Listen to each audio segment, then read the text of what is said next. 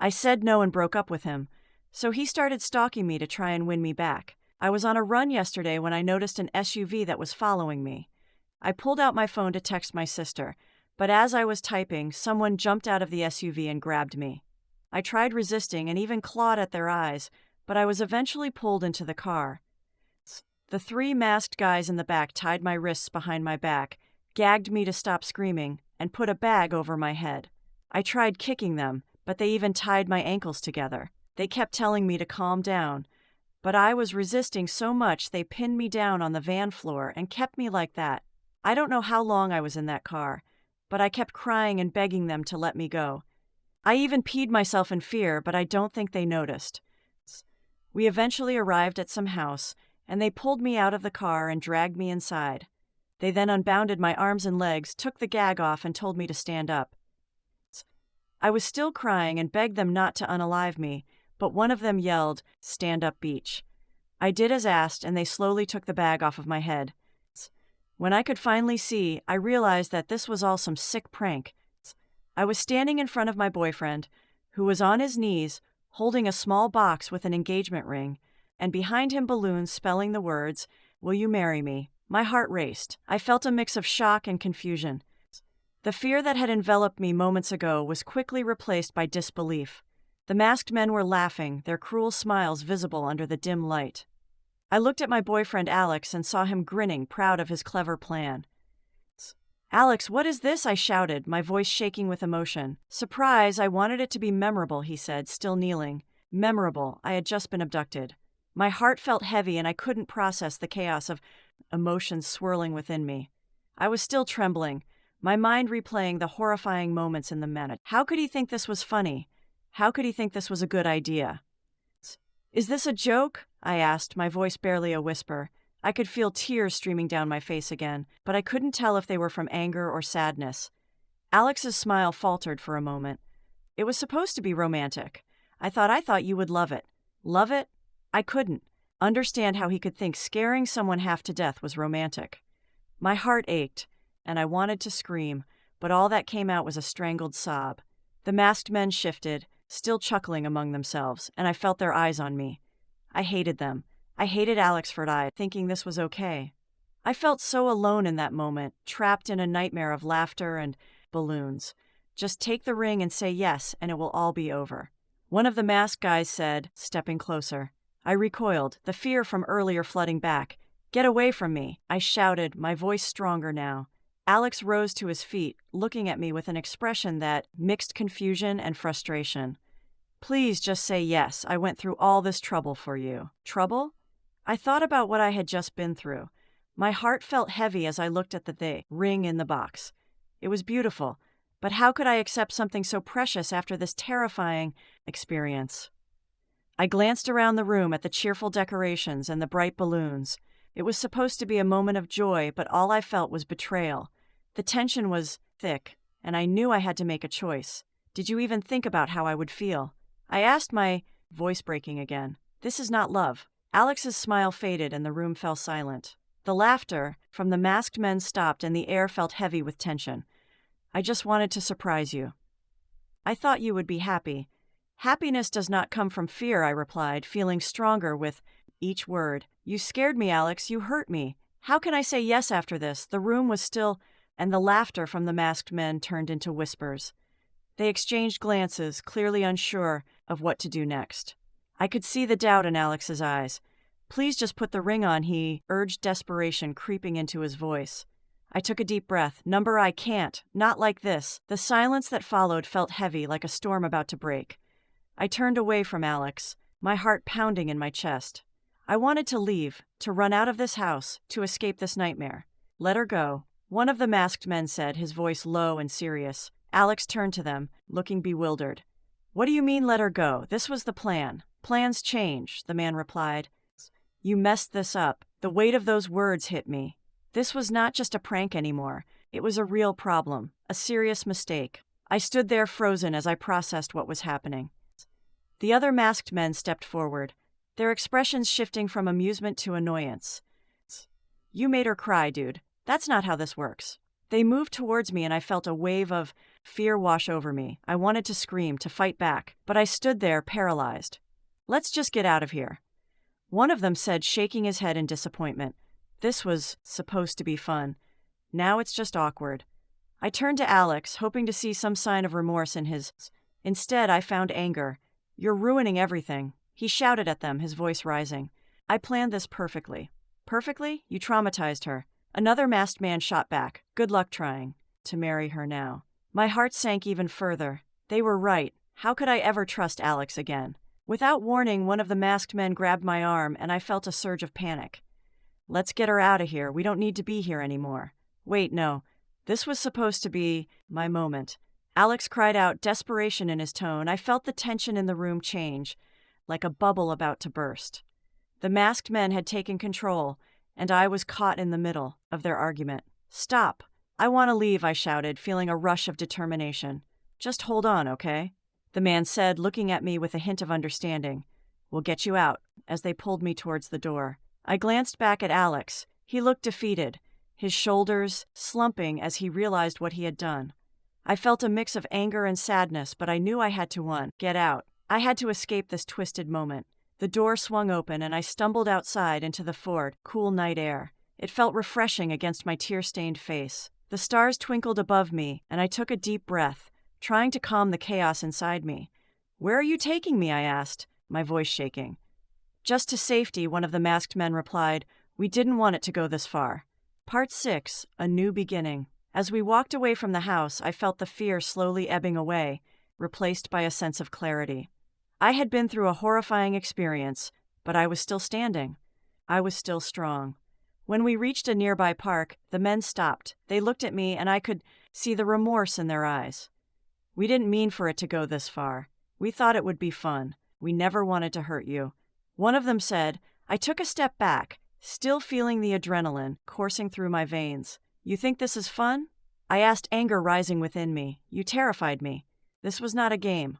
"I know," he replied, his voice earnest. "We messed up and I'm sorry. I hope you can forgive us one day." I shook my head, trying to process everything. The world felt surreal. "I can't forgive you. Not now. I understand," he said. "But please know that we didn't want to hurt you.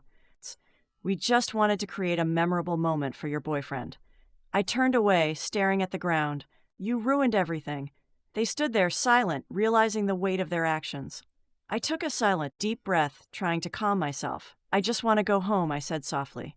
Part 7, Facing the Truth. The men nodded, stepping back to give me space. "We'll call you a ride," one of them said, pulling out his phone. I watched them, feeling the last remnants of fear fade away. They might have thought they were being funny, but I now understood how important it was to protect myself. As I waited, I reflected on what had just happened. Alex was not the person I thought he was. He had betrayed my trust in the worst way possible. I didn't know how to face him again, or if I ever wanted to. When my ride finally arrived, I climbed into the car and felt the weight of the world lift off my shoulders. I looked back at the men who stood watching me, regret etched on their faces. I couldn't shake off the anger I felt toward them, but I knew I had to let it go. As the car drove away, I turned my gaze to the window, watching the world pass by. I thought about my life before this night.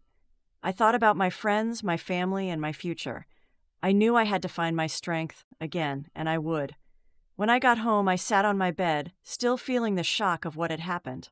My phone buzzed with messages from Alex. I ignored them, focusing instead on the pain in my chest. I felt so betrayed. I remembered how excited I had been to plan our future together. Now everything felt tainted. How could I ever look at him the same way again? The next morning, I woke up feeling a little stronger. I decided to take a walk to clear my head. As I strolled through the neighborhood, I thought about what I wanted for my future. I wanted a partner who would support me and respect me. I wanted someone who would stand by me during the good and bad times, someone who would never scare me or make me feel trapped. I returned home and took a deep breath. I had to confront Alex. I had to tell him how I felt, and I had to end things. Later that day, I finally gathered the courage to respond to Alex. I sent him a message asking to meet. When he arrived, I could see the worry in his eyes. "I'm so glad to see you," he said, stepping closer. I held up my hand to stop him. No, Alex, we need to talk. His face fell, and I felt a wave of sadness. What's wrong? You didn't like the proposal? Proposal? I asked, incredulous. You scared me half to death. That was not a proposal. It was a nightmare. I didn't mean to hurt you. He pleaded desperation in his voice. I just wanted to surprise you. Surprise me? By kidnapping me? How could you think that was okay? I felt anger bubbling inside me. You put me through hell. That is not love. His eyes widened in shock, and I could see he was beginning to understand the weight of his actions. I thought you would see the humor in it later. There is nothing funny about what happened. I replied, my voice steady. I can't be with someone who thinks this is okay. I can't marry someone who would do this to me. He opened his mouth to protest, but I held up my hand again. No, Alex, it's over. I need to put myself first. As I turned to leave, I felt a strange sense of relief wash over me. I had finally taken a stand for myself. I had chosen my own happiness over fear. The days that followed were hard, but I was determined to move forward. I spent time with my work, friends and family, surrounding myself with love and support. Alex took the breakup hard. He begged me to reconsider, calling and texting at all hours. I felt my phone buzz constantly, but I never answered. Instead, I focused on myself and surrounded myself with supportive friends and family. Days turned into weeks, and as time passed, Alex's attempts to contact me became more desperate. He would show up at my favorite cafe looking lost and forlorn.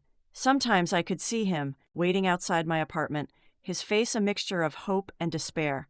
One afternoon, I was hanging out with my best friend, Lisa. We were at a local park enjoying the sunshine and fresh air when I spotted Alex walking by. My stomach twisted in knots, and I quickly turned my head. What's wrong? Lisa asked, noticing my reaction. It's just Alex, I replied, trying to sound casual, but my voice betrayed me. Ugh, that guy. Why won't he just get the hint? She said, rolling her eyes. You deserve better than this. I know, but it's just hard. I used to love him. I don't want to be cruel.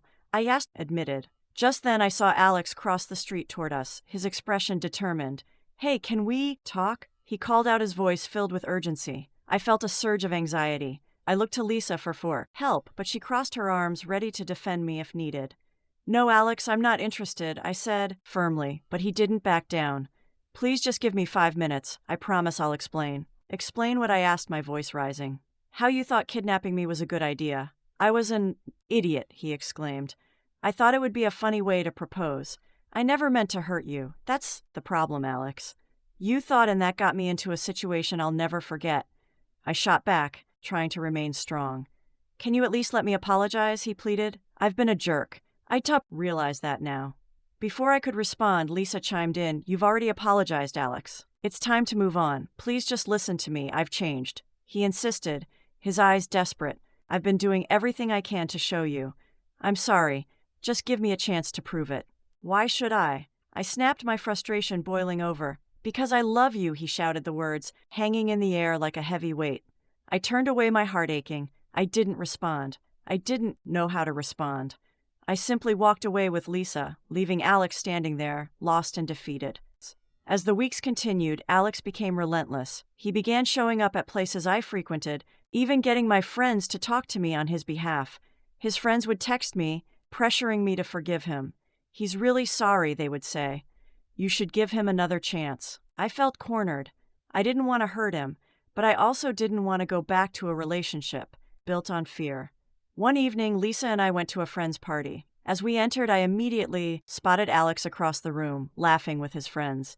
My heart sank. Are you okay? Lisa asked, noticing my unease. No, I'm not okay, I admitted. I can't keep running into him like this. As if on cue, Alex approached us, his eyes lighting up when he saw me. Hey, can I talk to you? He asked, his voice softening. Not now, Alex. Not here, I replied, trying to keep my voice steady. Please, just 5 minutes, he pleaded again. I looked at Lisa, who gave me an encouraging nod. Fine, I relented, feeling a mixture of dread and curiosity. Alex led me outside, away from the noise of the pellet. I've been thinking a lot. He started, his voice earnest. I know I messed up. I want to show you I'm serious about changing. Changing how? I asked, skeptical. I've been planning some crazy things to prove I'm committed, he said, his eyes shining with enthusiasm. Crazy? What do you mean? I felt a shiver run down my spine. I'm going to do something big. I've got a whole plan, he said, excitement bubbling in his tone. Alex, I don't want any part of your plans. I just want to be left to. I insisted, but he didn't listen. Over the next few days, he began executing his crazy ideas. First, he organized a flash mob outside my apartment, dancing and singing a song about love and apologies. I stood at my window, mortified, watching my neighbors cheer him on while I felt my face burn with embarrassment. The next day, I received a bouquet of flowers at work, each one accompanied by a note detailing all the things he loved about me. My coworkers snickered, but I felt trapped in a whirlwind of emotions. The following weekend, he arranged a massive picnic in the park, complete with a blanket, candles, and enough food to feed an army.